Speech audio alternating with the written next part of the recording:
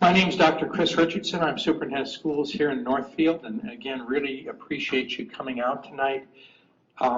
We're very interested in getting your thoughts and feedback about the possibility of a collaborative effort between the YMCA and the school district on this particular project. The board really is needing to hear your feedback, and so when we get done, please feel free to stay around, ask any additional questions you might have. You'll actually have a couple of different ways that you can share information back to the board, not only in the old-fashioned written way or talk to them directly, but we also even have an opportunity if you want to step in the box and do a video piece, we'll be happy to let you do that also. Okay, let's begin and walk you through this process right now. First of all, we need to make sure that people understand that the YMCA basically came to the school district. And that happened back on June 14th of this year. And at a school board meeting, the Northfield area YMCA presented a proposal in which they requested that they would be able to locate a YMCA facility on the Northfield High School site. We were really not looking for a proposal. We had not been actively encouraging any proposals of this type, but the Y came to us and said, we've done a lot of background and a lot of work. We've looked at where we think we would like to locate, and we want to be able to give the board a proposal that would share that information. Basically, YMCA representatives indicated that they felt that locating and operating their private nonprofit facility on high school property was their preferred choice among several that they looked at. And they felt that this particular proposal would benefit the school district and also would benefit the greater Northfield community. The elements of the proposal, basically the proposal is a 45,000 square foot building built to school district construction specifications. What that means is that it would have to be built to the same high quality and standards as any other school building. It would be built totally at the expense of the YMCA, and then it would be gifted to and owned by the school district. So basically, in the end, once the building is constructed, the building is deeded over to the school district, which already owns the land under it. And so the entire project, in the end, becomes school district property. The YMCA also hopes to add an additional 8,000 to 10,000 square feet. It would also be gifted to the district, but that's only when funds permit. They shared with us that the building would include several pieces. It would include a zero-entry pool, gymnasium space, a walking track, fitness equipment, classroom and meeting rooms, and office space. What the Y proposed to us is that they would like to operate and maintain the building, be the primary insurer of building contents, and maintain full liability coverage for the YMCA's programs and activities. They would be in a long-term lease agreement with the school district because the school, again, would own the building. Y proposed that we would enter into that long-term lease, and that would give them the opportunity to provide a number of programs that they wanted to provide as a Y. They also indicated that in the agreement, then, we would be putting together in detail the district's access to spaces in the building, both during the day and after school. And access for the school districts is an important discussion and thought as we go forward in looking at this process. The YMCA also intends, and the information they've shared with us, would be that high school students would have access to portions of the YMCA building during the school day for health and physical education classes, which would relieve overcrowding in our building in the physical education areas and in the health areas. It would also provide an opportunity for high school students to be able to use portions of the building until 5 or 5:30 for co-curricular activities. Again, the gym, the pool, the walking track. The YMCA would also be at the same time operating their own programs throughout the weekdays, evenings, and on weekends. As part of their proposal to us, they presented a business pro forma that demonstrated that they believe that potential membership base exists to sustain a YMCA of the size that's being proposed. And they shared a number of other YMCAs in the Midwest that are currently operating. And they also presented a comparison to us that shows that Ys are successful in communities with similar demographics. There are lots of questions about, well, do other communities like this have post-secondary programs? Do they have colleges or universities in place? And again, something that the board was very interested in, having a sense of how successful have Ys in other similar situations been. Based on that proposal, then, the board began its deliberations. And we have really had two different work sessions, the first one on July the 29th, the second one on September 22nd, to discuss the YMCA proposal. During all of that time, between those two dates and including those two dates, district administration and our facilities consultant have gathered and provided a huge amount of additional information to the board for them to consider. And again, trying to respond to a number of questions that the board had, especially at the first July 29th meeting, in terms of things that they wanted to know about and that they felt needed to be understood before they moved any farther in terms of the discussion of this proposal. Based on the work of those sessions, basically board members have focused on several key issues that they still need to decide about. And again, their hope is that as you listen to this proposal, that when we get done, you'll be willing to share your thoughts with them, and also with either in comment or directly to them, or in written comment about how you're feeling about this proposal. So if we take a look at the considerations, we really have 10 different areas that the board is considering and trying to think through. The first one is really, what are the implications of a private non-public enterprise located and operated on public school property? And obviously the key issue there is that although not something that's never been done before, there are not a number of districts around the state that have those type of partnerships in place. Oftentimes, other than school districts, oftentimes cities are ones that oftentimes go into public partnerships, or other organizations, hospitals, etc. But I think the board was very interested in what does that look like. And I think kind of from two perspectives. First of all, would a public-private nonprofit partnership be a model for efficient use of resources?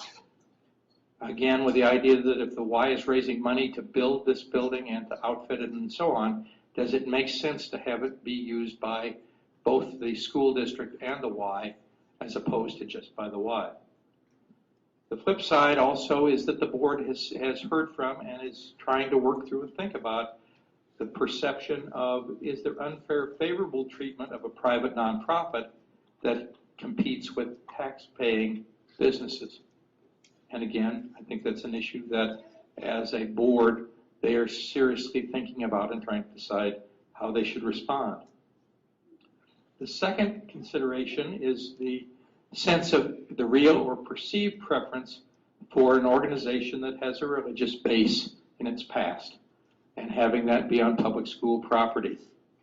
And I think the board has to think about that, and they have actually looked at various information from around the country of Ys in terms of their background and operation. Also have talked about the fact that a carefully drafted lease agreement could provide the appropriate kind of church-state protections that would be needed to deal with any concerns that might be there. The third piece in terms of considerations is the area of benefit to students, the school district, and the broader community. What the board is looking at is that there are obviously some curricular benefits to this type of a proposal or agreement. It includes the ability to offer a swimming curriculum in this building, the potential for improved physical education and adaptive PE opportunities with less overcrowding, and occasional access to meeting rooms and spaces. It also would involve, if the YMCA was used to provide a space for health classes, it would free up one of our existing health class rooms in the high school that then could be remodeled and used to better serve students in our buildings.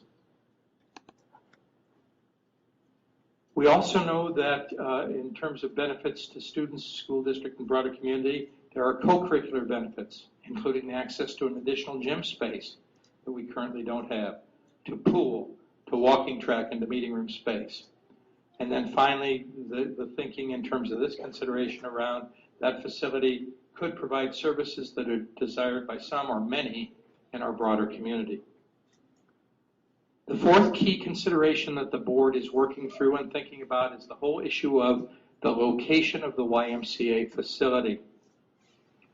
And the Y's initial proposal, the major focus was we'd like to have this on school district property.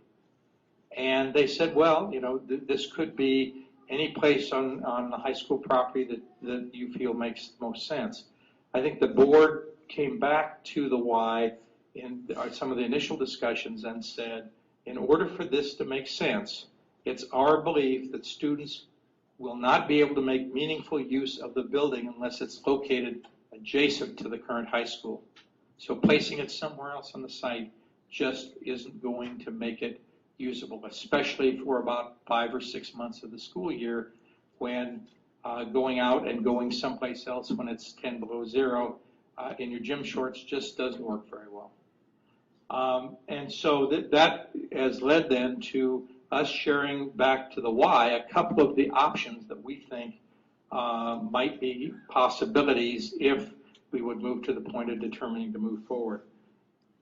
This particular panel is the existing conditions. It's the first one in your handout.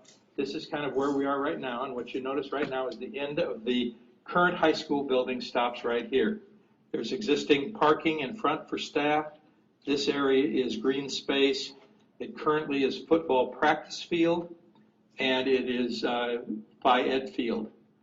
Other areas that could be a football practice field and field for Phi Ed would be this area, but not unless this area is sprinkled, because right now it has no sprinkling system, and depending on the rain we have, this can be very hard and dangerous both for athletic activities and for Phi Ed facilities.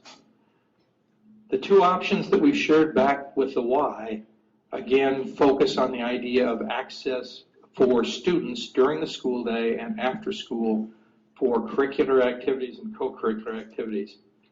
Option A, which is the next sheet in your packet, basically has the YMCA building being located just to the south of the existing physical education facility.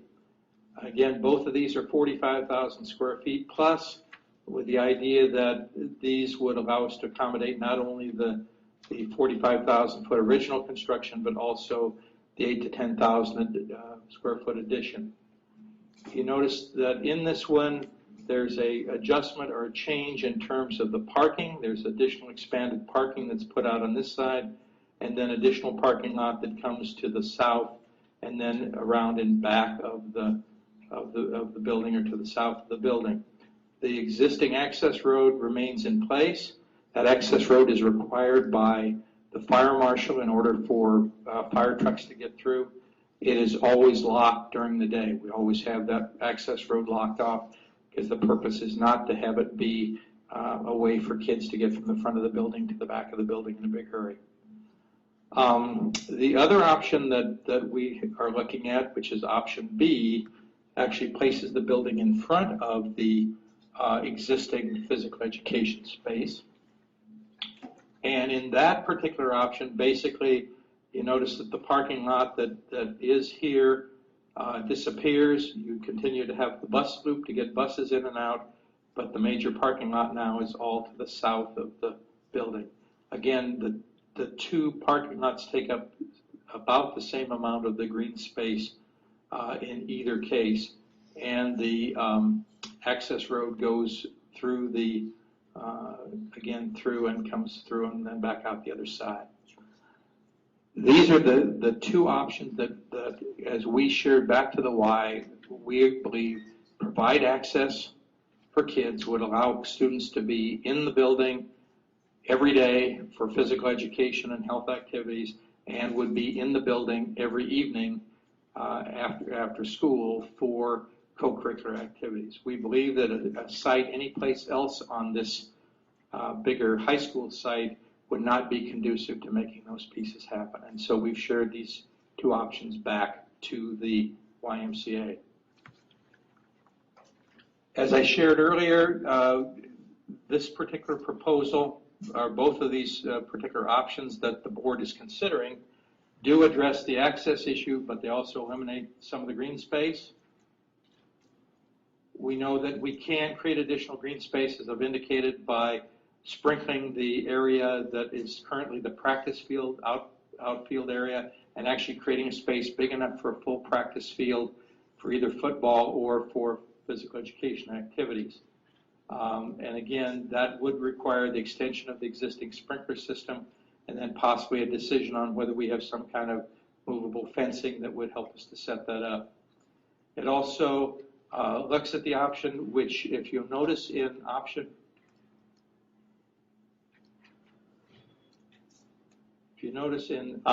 B, right in here, when this building is added, then the entrance to the front of the high school becomes a long corridor back from the main road. So the other issue that we, I think, need to consider if this type of an option might be considered further is the impact of that, because the parking now then becomes here and down here to get in. There is less of a direct access into the main high school entrance, which is actually the doors right outside here. The other thing, however, that this might allow us to do, and again, it's not part of any of the current calculations because it doesn't have to be, but at some point in the future, we may be wanting to look at a strategy that allows us to provide better security for this building.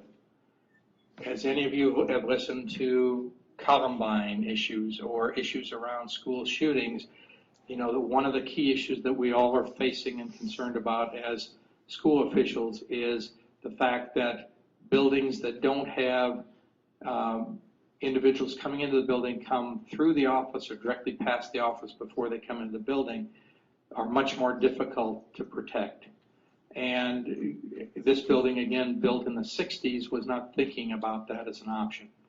So one of the other things that could happen, again, as an outgrowth of option B, would be actually building a different office space, putting the office space out in front of this building in that corridor, and then changing the office space over into classroom space, which would again give us some greater flexibility.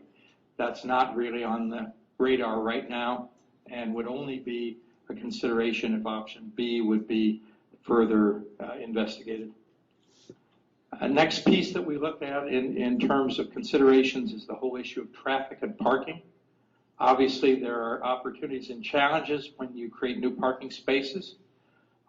There are actually some advantages that would occur because of additional parking spaces, especially for events at the high school at various times. At the same time, there would be issues about parking, of making sure that students stayed in the appropriate parking spaces so that Y spaces weren't used by students at times when they shouldn't be in those areas. We also know that there will be east-west access road will continue to be closed with any other option that we look at, whether we stay with our current situation or whether we move to either of these other options. And we just have to continue to work with that piece in terms of how we separate that out. Finally, there will be traffic challenges, which would be created because of the senior high release program during the middle of the day, and also traffic patterns around the high school schedule. The White House also, though, has shared with us where they see the peak times based on other Ys across the country, and they believe that their peak times would be at offset or at different times than the typical peak times that we have in the senior high with students and staff. The next piece then is really the effect of the YMCA facility on current and future indoor and outdoor facilities needs. I think the important thing for people to understand here is if this proposal moves forward, basically it limits the expansion, any further expansion of the high school building, either inside the building or outside the building. We just have very few spaces where we can continue to grow the building. And beyond the 8,000 to 10,000 foot addition, If the Y were to grow bigger than that, we really don't have space on this property to do that. The next issue is provisions necessary, desirable in a long-term agreement. A key piece of working forward with this, and something the board is really looking hard at, we've looked at about 15 or 20 different long-term agreements from various Ys around the Midwest, just trying to get a sense of what did those agreements look like. And again, the key piece that we're looking at there is taking your time in terms of creating a high-quality agreement. It will be very important. That will require us to involve an attorney, and I'm sure we'll require the Y to have an attorney as we work through the agreement process. The other thing we know, however, is even the best laid agreement may cause some inflexibility that will make some things down the road more difficult because that agreement becomes very rigid. Liability, operations, and maintenance issues are also a big issue that the board is considering. The Y is responsible financially for the operations of the building, for the maintenance of the building. So they're covering the cost of custodial. They're covering all of their own heat, light, water, etc. And they're also carrying content liability insurance, and they're actually the primary liability insurer with the district as secondary. The building is owned by the school district, which then means we have some new property and casualty liability issues because the exterior of the building, the envelope of the building, is something that we need to be protecting as an asset of the school district since it's given to us. And then finally, different time frames for highest activity may create challenges for grounds and maintenance crews. And again, it's just the issue of knowing that the Y's peak times and our peak times are different has an impact on our ability to support the outside of the building. The next item that the board is also considering is how use of the building by the Y or the district will be scheduled. And again, the agreement is going to be the key piece that's going to move that piece forward. Again, I think the board is consistently looking at what level of access will the school district have? How often will kids be able to be in the building during the school day and after school? And that's something that they need to really determine, is that access enough? And the Y, on the other hand, has to think about, with that level of access, will they be able to do the things that they need to do in terms of programming? Also, we know that, again, even with that agreement in place, typically almost all the agreements have some kind of a joint school YMCA committee that have to resolve scheduling conflicts that might occur down the road and might occur on something that we didn't even think about or know about when the collaboration began. Finally, I think people want to know, and I think board members are really trying to think through, what are the consequences to the district if the YMCA can't be sustained? I think what's important, again, for people to understand is the Y would raise all the money to build the building before construction began. We would not allow construction to begin until they had all the dollars they needed to do it. The building becomes ours once the punch list is done and the building is deeded over to us for occupancy. And it must be built to school district standards. So we're not looking at having a pole barn or some other kind of a poorly constructed building. So we're looking at a building that would be in school district standards. At the same time, we know there will be some costs of conversion. Not significant, however, because almost all of the elements of the Y facility would be things that would readily be usable in a school district: a gym, a pool, a walking track, classroom or meeting space, office spaces could all be, I think, moved across. However, the other issue that the board needs to consider will be the operation and maintenance costs, because now instead of the Y covering all of those costs, then the school district would be responsible for that piece. So those are really 10 core areas where the board is still trying to get a sense of what's the best place to be. And really are the areas where they hope, as you share with them your thoughts, you will tell them what you think of those areas and what's important to you.